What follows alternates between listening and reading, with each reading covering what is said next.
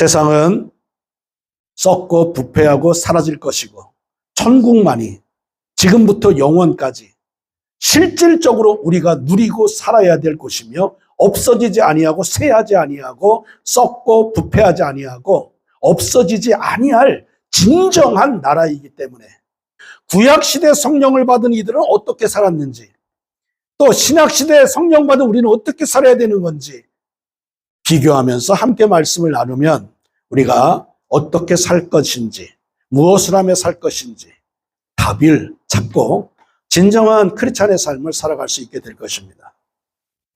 무엇보다 구약 성경에서 성령이 임하신 사람들은 세 직분의 사람들에게 임했다고 그랬죠. 누구라고 했습니까? 기억나는 사람. 첫째, 가장 높은 사람, 왕. 두 번째는 누구? 제사장. 답을 다 가르쳐 줘야 되나? 세 번째는 누구? 선지자, 예언자. 이런 사람들이 성령이 임재한 사람들이었습니다. 그러니까 일반 백성들에게는 성령이 계시지 않았어요. 성령은 특별하게 사명을 주어서 하나님의 일을 할 사람들에게 성령을 부어주셔서 감당하도록 그렇게 하신 겁니다. 그럼 오늘날 우리도 다 이 왕이나 선지자나 제사장처럼 똑같이 성령을 받은 사람들이에요. 그러면 이분들이 어떻게 살았는지를 살펴보게 되면 우리가 어떻게 살아야 되는지 먼저 왕을 봅시다. 성령이 임한 왕은 어떻게 살았습니까? 첫째는 하나님의 통치의 대리자로서의 삶을 사는 것이 왕입니다. 하나님께서 이스라엘 나라를 통치하고 계시다. 보호하시고 축복하시고 안정되게 하시고 행복하게 하시고 그렇게 평안히 삶을 살아갈 수 있도록 하나님이 통치하시는 나라가 이런 나라다라고 통치를 대리하는 사람이 왕이었습니다. 오늘날 우리들이 크리스찬이 되었다는 것은 왕처럼 하나님께서 이 세상을 통치하고 계시고 하나님께서 내 가정을 통치하고 계시고 내 섬기는 교회를 통치하고 계시고 내 개인적인 삶을 통치하고 계시는 주인이라는 것을 말씀하는 내용이 되는 것이에요. 그래서 오늘날 우리들은 이 구약 성경에 성령 받은 왕들이 하나님의 대리자로서 나라를 통치했던 것처럼 우리도 지금 하나님의 대리자로서 나를 다스리고 내 가정을 다스리고 내 교회를 다스리고 내 직장을 다스리고 내 학교를 다스리면서 하나님의 통치는 이런 것이다. 하나님의 나라가 임하면 이런 것이다. 보여줘야 되는 책임을 왕 같은 우리들이 삶을 살아내야 될 사명이며 역할이라는 것을 여러분 기억하시기를 바랍니다. 여러분은 왕이십니다. 하나님이 세상에 세우는 왕이에요. 쪼잔한 게 아니고 비겁한 것도 아니고 비굴한 것도 아니고 누구 눈치 봐야 될 사람들도 아니고. 왕이 누굽니까? 말 한마디에 생사 여탈권을 가진 사람이에요. 말 한마디가 바로 신의 말입니다. 그런 권능을 가진 사람이 왕이에요. 오늘 우리들에게 바로 이 엄청난 권한과 권력과 힘을 우리에게 주셨다는 것을 여러분 기억하시고 가정에 있던 직장에 있던 학교에 있던 어디에 있던 왕처럼 사는 성도들이 되시기를 주님의 이름으로 축복합니다. 왕은 군림하는 자가 아닙니다. 명령하는 자가 아닙니다. 크리스찬이 왕이 됐다는 것은 하나님의 통치의 대리자로서 하나님의 뜻이 내 가정에, 나에게, 내 학교에, 내 섬기는 직장에 이루어지도록 통로로 쓰임받는 자들이란 말이에요. 섬김과 봉사로 쓰임받는 자들이란 말이에요. 하나님은 이렇게 사랑으로 다스린다는 것을 보여주는 자들이라 그 말씀이에요. 그래서 내 힘으로 사는 자들이 아니고 내 지식과 지혜로 사는 자들이 아니고 내 경험으로 사는 자들이 아니고 내 꾀로 사는 자들이 아니고 내 마음대로 사는 자들이 아니고 군림하고 명령하고 욕하고 때리고 이런 사람들이 아니고, 성질난다고 그냥 막 밀치고 뭐 주먹 휘두르고 이런 사람들이 아니고, 사랑으로, 은혜와 긍휼로 하나님의 한없으신 그 사랑을 보여주고 자기를 희생하여 섬기고 봉사함으로 왕 같은 지위를 보여주어 하나님의 나라가 임하도록 선한 도구로 사는 이들이 바로 왕이었단 말이에요. 그래서 이들은 영적 리더자입니다. 사울 같은 왕 말고 내 마음 내 뜻대로 할 왕을 찾아보자. 그래가지고 이스라엘을 남쪽 끝에서부터 북쪽 끝까지 사차치 뒤지신 거예요. 정말 주머니를 털어 먼지를 찾아내듯이 그렇게 찾아내신 거예요. 열심히 찾아다니다가 이새의 아들 다윗을 만나니 내 마음에 합한 자라. 내 마음에 생각하고 내 의지, 내 뜻, 내 하고자 하는 것을 다윗을 통해서 다 이룰 것이다. 다윗이 다 이루어 줄 것이다. 이렇게 우리 하나님이 다윗을 믿고 이대왕으로 다윗을 추대합니다. 예, 정말 잘 찾으셨죠? 다윗은 하나님을 실망시키지 않았습니다. 모든 일을 하나님과 상의하며 모든 일을 하나님의 뜻대로 살았습니다. 딱 한 번, 밧세바, 우리아의 아내 밧세바와 간음한 이 사건 하나 빼놓고는 단 한 번도 불순종도 없었고 딴 길로 간 적도 없었고 오직 하나님의 뜻대로만 살았습니다. 여러분, 하나님께서 고난을 줄 때는, 하나님께서 병을 주거나 어려움을 줄 때는 거기 깊은 뜻이 들어 있습니다. 하나님이 워낙 믿으시기 때문에 이런 질병이 오고 이런 고난이 오고 이런 핍박이 오고 이런 어려움이 와도 하나님을 배신하고 떠나지 않을 사람들에게 이 고난을, 현장을 만나게 한단 말이에요. 그러니까 여러분, 어려움이 오고 힘든 일이 왔으면 하나님이 나를 이만큼 믿어주시는구나. 내가 이런 고난을 당하고 어려움을 당해도 하나님을 배신하지 않을 걸 알고 내게 이 믿음을 연단하시고 더 순수하고 더 깨끗하고 더 정결한 믿음으로 만드시고자 하나님과 나 사이에 단 0.1%의 의심도 없는 온전한 순전한 믿음으로 만드시고자 나를 고난 가운데 넣으셨구나. 이렇게 이해하면 됩니다. 욥이라는 사람이죠. 욥은 1장에 보게 되면 어떻게 등장합니까? 하나님이 입에 침이 마르도록 칭찬합니다. 우스 땅 욥을 봤니? 욥처럼 하나님을 경외하며 죄악에서 떠난 자가 없다. 세상에서 가장 의로운 자이다. 이렇게 인정합니다. 심지어 마귀 앞에 가서도 자랑하세요. 마귀가 두루두루 세상을 다니고 하나님 앞에 왔습니다. 하나님 마귀에게 묻습니다. 너 어디 갔다 왔냐? 너 우스 땅에 내 종 욥을 봤냐?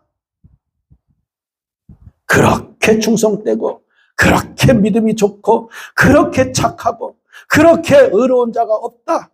이렇게 하나님께서 칭찬하니까 마귀가 그 칭찬을 받아서 뭐라고 합니까? 아이고, 그런 소리 마세요. 욥이 왜 하나님을 경외하며 사랑하겠습니까?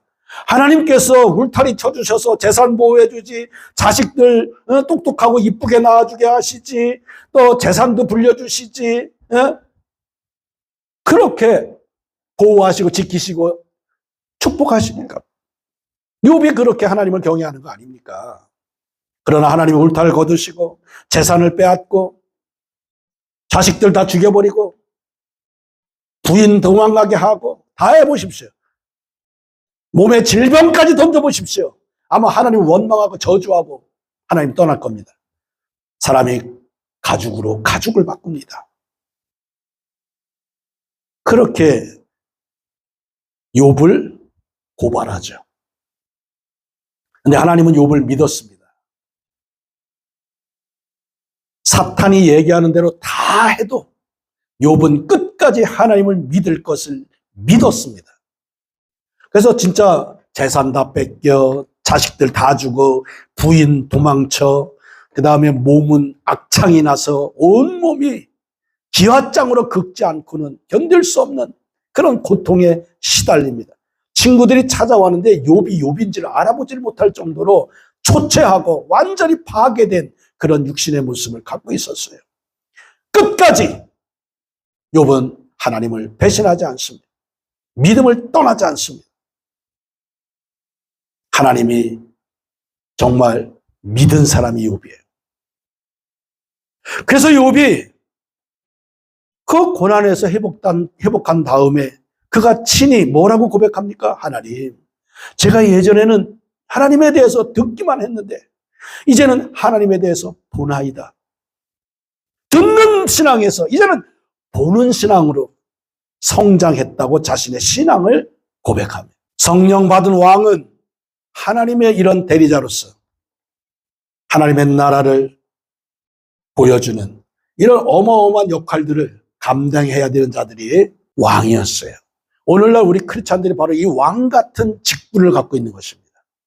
여러분들이 가는 곳마다 하나님의 나라가 세워지고 하나님의 나라가 보여지고 하나님의 나라가 드러나야 되는 것이에요.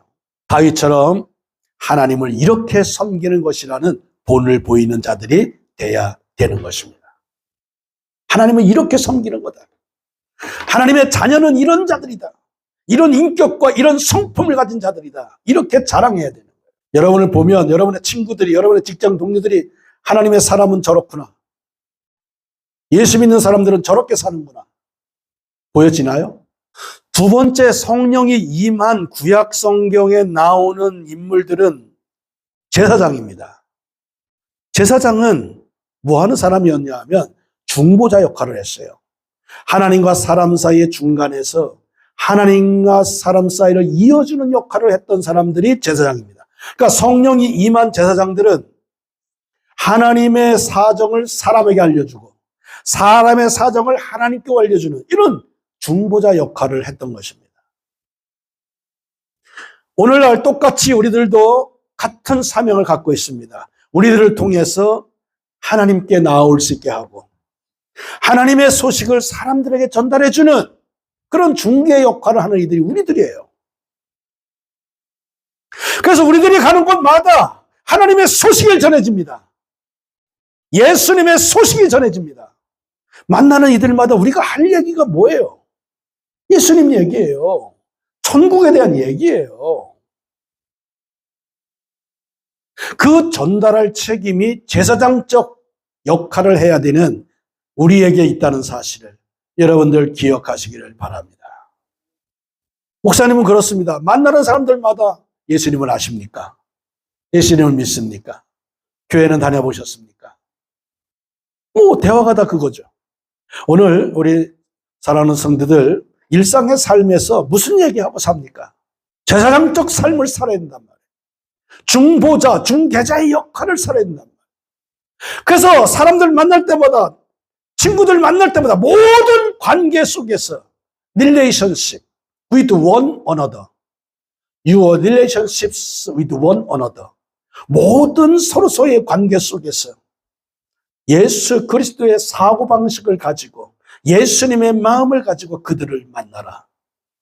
예수님처럼 말하고 예수님처럼 행동하고 예수님처럼 방법을 택해서 그들과 함께 어울려 살아라. 이게 우리 크리스찬이에요.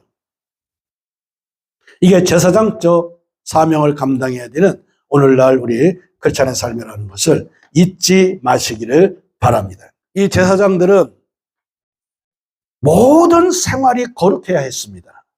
레위기 21장 6절에 보게 되면 생활이 그냥 거룩해야 돼요. 삶이 거룩해야 됩니다. 거룩이라는 게 뭡니까? 구별된 삶이란 말이에요. 하나님이 구별된 하나님이시잖아요. 세상과 마귀와 죄와 어둠과 이 모든 것으로부터 구별된 분이 하나님이시란 말이에요. 그러면서 우리에게 명령하시기를 거룩한 나를 섬기는 너희들도 거룩해라. 그렇게 제사장들에게 말씀하신 거예요. 내가 거룩하니 너희도 거룩하라. 이렇게 말씀하셨단 말이에요. 우리는 하나님의 성령을 모신 자들이에요. 하나님 거룩하신 분을 섬기는 자들이란 말이에요. 그래서 이 거룩하신 하나님을 섬기기 위해서 어떻게 되느냐? 우리도 거룩해져야 된단 말이에요. 거룩하지 않고는 하나님을 섬길 수가 없습니다. 그럼 어떻게 거룩해지느냐? 이 거룩이라는 것은 두 가지입니다. 우리의 정체성을 말하는 것이고 우리의 방향성을 말하는 거예요. 대단히 중요한 말씀을 지금 드리고 있습니다. 거룩하라는 것은 우리의 정체성과 방향성에서 결정하고 가야 된다는 것을 말씀하는 거예요. 정체성은 뭡니까? 나는 거룩한 백성이다. 나는 거룩한 자이다. 라는 자기 정체성을 분명히 가져야 된단 말이에요. 나는 세상에 휩쓸려 사는 그저 따분한 인생이 아니다. 나는 하나님의 거룩함과 같이 거룩함을 꿈꾸며 거룩함을 소원하며 사는 거룩한 자이다. 분명한 정체성이 있어야 된단 말이에요. 그리고 방향성이 있어야 돼요. 나는 거룩한 자리로 갈 것이다. 나는 거룩함으로 완성될 것이다. 나는 하나님처럼 거룩한 자리에 갈 것이다. 라는 방향성을 정해야 됩니다. 이 정체성과 방향성을 거룩으로 둘 때 당신은 거룩한 자인 것이에요. 하나님은 완성된 거룩한 자를 요구하는 게 아닙니다. 온전한 거룩한 자를 요구하는 게 아닙니다. 정체성을 거룩해 두고 정체성을 방향해 두고 인생을 살아가는 자가 될 때 하나님은 미리 거룩하다고 하는 거예요. 앞서서 거룩하다고 인정하시는 것입니다. 그래서 노아가 세상에서 노아만큼 의인이 없도다 할 때 그 의인도 노아는 의롭게 살려고 하나님의 뜻대로 살려고 자신의 정체성, 자신의 인생의 방향을 정한 사람이라는 인정을 받은 것이 의롭다는 노아인 것이에요. 하나님의 뜻대로 살겠다고 정하고 방향을 잡고 가면 하나님은 의롭다고 하는 거예요. 완전하다고 하는 거예요. 거룩하다고 하는 거예요. 거룩하게 살겠다는 방향을 잡고 나는 거룩한 삶으로 부름받았다는 정체성을 갖고 제사장처럼 험한 세상을 승리하며 사는 성도들이 되시기를 주의 이름으로 축복합니다. 그 다음에 제사장은 축복권이 있어요. 축복권. 민수기 6장 가보게 되면 아론의 자손들 제사장에게 이렇게 이스라엘 사람들을 축복하라고 명령합니다. 은혜를 베풀어 주시고 평강을 베풀어 주시고 복을 베풀어 주시옵소서. 축복하라. 그러면 너희 제사장들의 말을 듣고 내가 이스라엘 백성들을 축복하리라. 그렇게 약속했단 말이에요. 그러니까 여러분 가정에 들어가면서 가정의 복을 빌어요. 이 가정이 평안할지어다. 이 가정이 복을 하나님의 복을 받을지어다. 여러분의 집에 들어가면서도 선포해. 직장에 가면서 선포하세요. 이 직장이 하나님의 복을 받을지어다.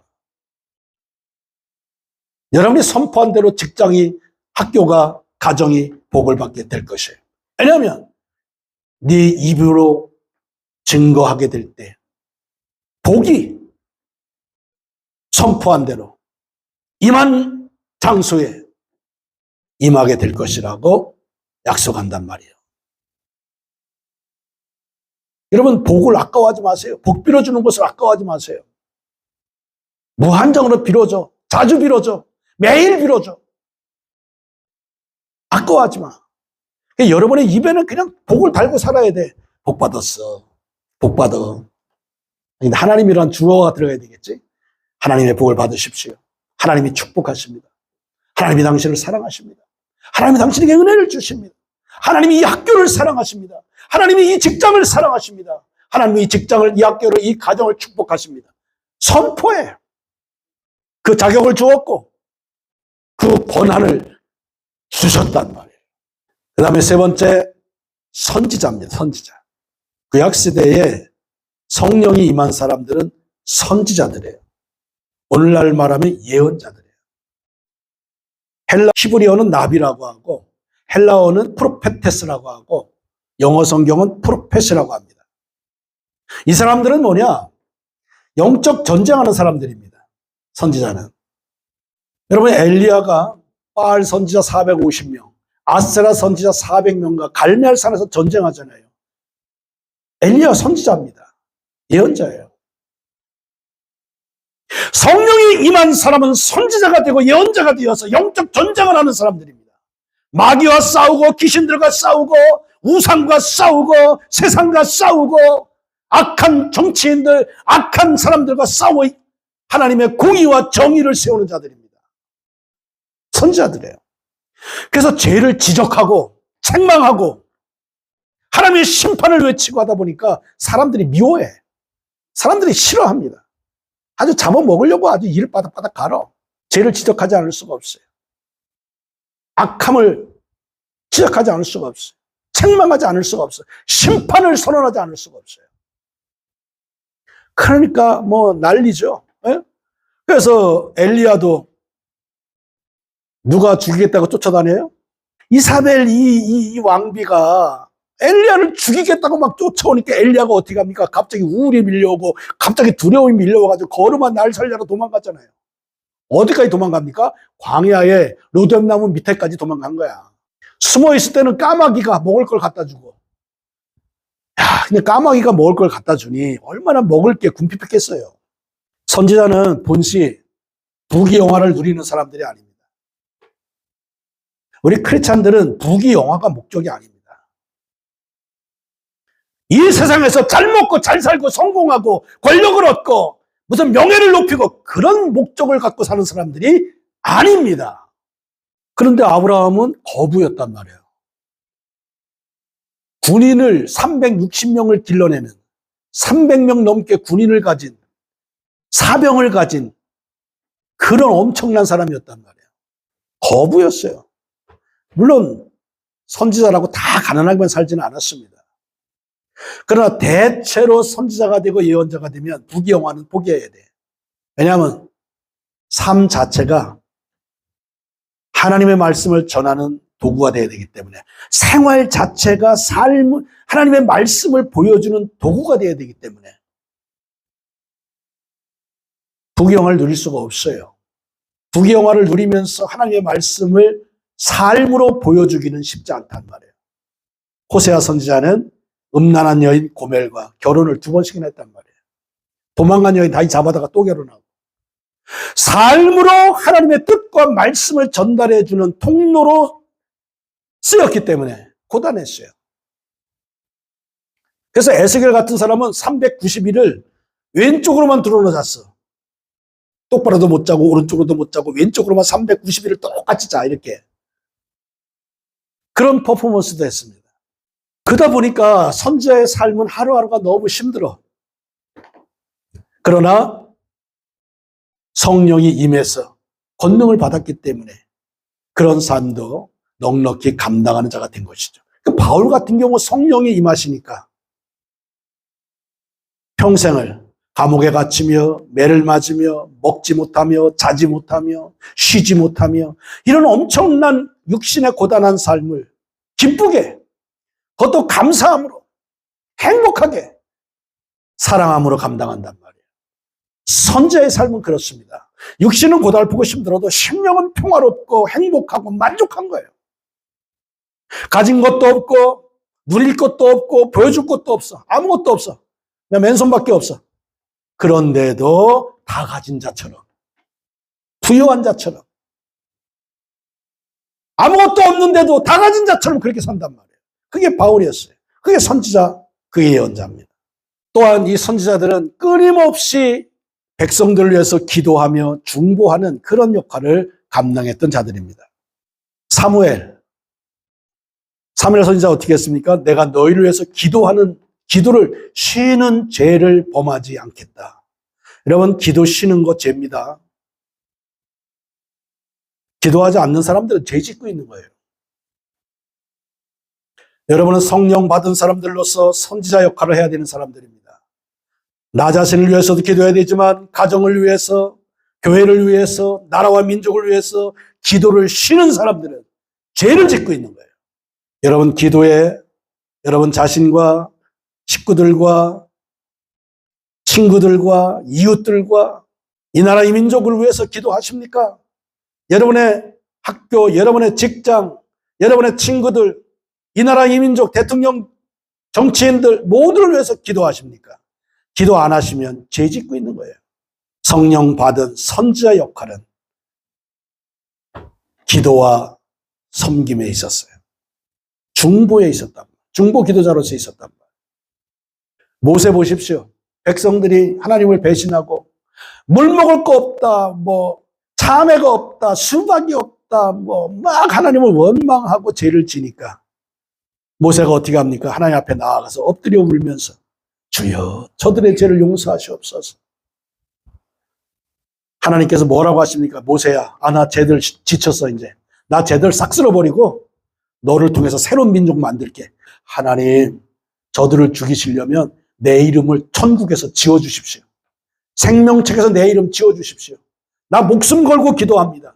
저들을 용서하시고 저들을 사랑하지 아니하시면 나도 지옥 갈 겁니다. 그러니까 하나님께서 마음이 약하셔가지고 모세는 그래도 데리고 가야 되니까 알았어. 한 번 더 용서할게. 너 봐서 내가 용서한다. 너 봐서 내가 용서한다. 응? 너 봐서 내가 용서한다. 지금 이 나라 이민족도 여러분 때문에 용서받는 거야. 이 나라 이민족이. 여러분들이 기도하고 예배자로 서 있고 하나님을 사랑하고 있기 때문에 용서받고 기회가 주어지고 더 진행되고 있는 줄 믿습니다. 선자들은 그래서 늘 일상이 기도와 하나님을 섬기는 겁니다. 왜냐하면 선지자는 말씀을 받아야 선포하기 때문에 항상 하나님 말씀을 듣기 위해서 주여 말씀하시옵소서 종이 듣겠나이다. 늘 하나님 말씀 들으려고 귀를 쫑긋 세우고 주여 말씀하시옵소서 그러고 있단 말이에요. 매일매일 하나님의 말씀을 들으려고 기도하며 기다리는 자들이 선자들이었단 말이에요. 성령 받은 우리들도 오늘날 어떻게 해야 됩니까? 주여 종에게 말씀하시옵소서. 제가 오늘 말씀을 받지 못해서 무슨 말을 해야 될지 어떻게 살아야 될지 모르겠습니다. 말씀해 주시옵소서. 이렇게 하나님을 기다려야 됩니다. 목사님도 매일 새벽 하나님께서 말씀하시기를 기다립니다.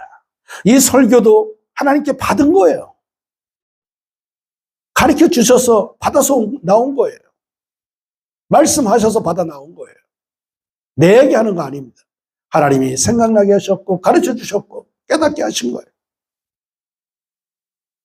여러분들도 하루하루 기도하며 하나님의 음성을 기다리고 하나님의 뜻을 기다리고 찾고 말씀을 전하며 사는 하나님과 함께 사는 믿음의 삶이 되시기를 주의 이름으로 축복합니다. 이렇게 구약 성경에 성령이 임하시면 왕과 같이 선지자같이 제사장같이 살았어요. 우리 현대 예수 믿는 사람들은 바로 이 구약 성경에 성령의 기름 부음을 받은 왕과 같이 선지자와 같이 제사장과 같이 이 역할을 하면서 살아야 될 책임과 권한과 자격과 그런 능력을 부여받은 자들이라는 것을 여러분 기억하시기를 주님의 이름으로 축복합니다. 그러면 구약 성경에는 이렇게 왕처럼 제사장처럼 선지자처럼 살아야 되는데 오늘날 현대 예수를 믿는 사람들은 기독교인들은 어떻게 살아야 될 것인가 도대체 누구인가 하게 될 때에 왕처럼 제사장처럼 선지자처럼 살아야 되는 이 세 직분을 합쳐놓은 한 단어의 이름이 신약 성경에 등장합니다. 왕처럼 살아야 되고 선지자처럼 살아야 되고 제사장처럼 살아야 되는 이 직분을 통합한 이름이 하나 등장하는데 사도행전 11장 26절에 왕과 제사장과 선지자 역할을 합쳐놓은 직분이 등장합니다. 뭘까요? 혹시 아는 사람? 한 단어에 다 들어있어. 이 세 직분이. 그리스도인, 크리스찬스, 그리스도인들. 이 크리스찬이라는 것은 영어 단어가 뭘로 되어 있냐면 크라이스트란 단어와 이언이란 단어가 합쳐진 겁니다. 크라이스트는 그리스도 예수님을 말하는 것이고 이 이언이란 IAN, 이 이언이란 단어는 뭐냐면 전미사로서 뭐에 속한 사람, 뭐를 따라가는 사람, 뭐에 전문적인 사람 이런 말을 만들 때 쓰는 전미사입니다. 그러니까 크리스찬 이렇게 되면 뭡니까? 예수 그리스도의 전문가들, 예수 그리스도를 따르는 사람들, 예수 그리스도에 속한 사람들 이런 뜻입니다.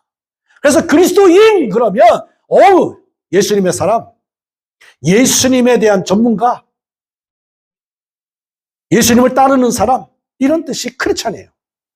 우리들은 예수님과 직접적인 관련이 있고 예수님에 대해서 누구보다도 잘 알고 잘 얘기해 줄 수 있고 잘 소개할 수 있고 가장 긴밀하고 친밀한 관계에 있는 이들이 우리들이란 말이에요. 여러분이에요. 그래서 누구든지 여러분들에게 혹시 예수님에 대해서 아십니까? 그러면 그냥 1박 2일은 말할 수 있어야 돼요. 예수님에 대해서.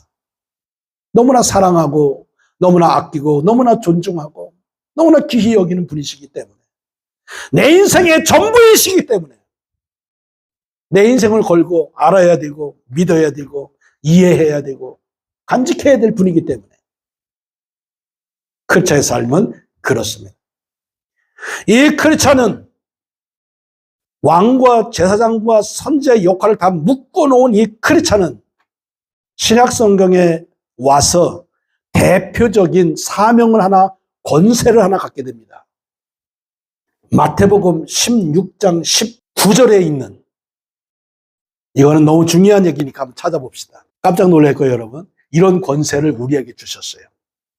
천국 열쇠를 가진 자들이에요. 아, 대단하다. 여러분, 천국 열쇠를 가진 자들이에요. 천국 문을 열 수도 있고 닫을 수 있는 권세를 가졌다니까, 여러분들이. 이야, 여러분은 그냥 평범한 사람들이 아니에요. 이 천국 열쇠를 왜 여기서 나오게 됐냐 하면 예수님께서 제자들에게 물었습니다. 사람들이 나를 누구라고 했느냐? 그러니까 이런저런 얘기를 막 했어요. 그때 베드로가 이런 고백을 하는 거예요. 주님은 그리스도십니다. 살아계신 하나님의 아들이십니다. 그러니까 예수님이 내가 이 반석 위에 내 교회를 세우리라. 천주교는 베드로라는 이 페트로스 그리고 반석이라는 이 페트라를 같은 단어로 봅니다. 이코로를 해야 했어요. 이 페트로스는 뭐냐면 작은 돌이라는 뜻이거든요. 근데 이 페트라는 큰 반석이란 말이에요. 근데 작은 돌과 큰 반석이 이코로 된다고 천주교는 해석해가지고 일대 교황으로 베드로를 세운 거야. 통치권이 베드로에 줬다고.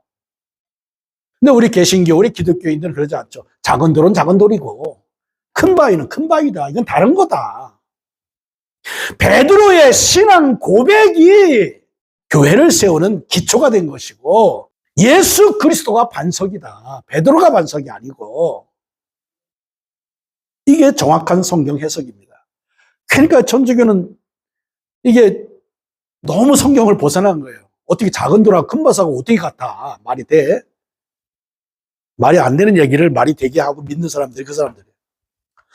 자, 이렇게 천국 열쇠는 베드로의 믿음에 의거한 그 실천적 삶에 맡긴 거란 말이에요. 그래서 천국 열쇠를 좀 더 풀어서 해결해 주면 뭐냐면 예수 그리스도를 믿는 게 천국 열쇠입니다. 예수 그리스도를 믿어야만이 천국을 열 수가 있어요. 그리고 예수 그리스도께 순종해야 천국을 열 수 있는 자격이 됩니다. 베드로가 예수님을 믿고 예수님 말씀에 순종하고 복음을 전파함으로 천국 열쇠를 위임받은 주인공이 된 것처럼 우리도 지금 똑같습니다. 예수님을 믿음으로 예수님께 순종함으로 예수님의 복음을 전파함으로 천국 열쇠를 위임받은 주인공들이 되었다는 사실을 잊지 마시기를 바랍니다.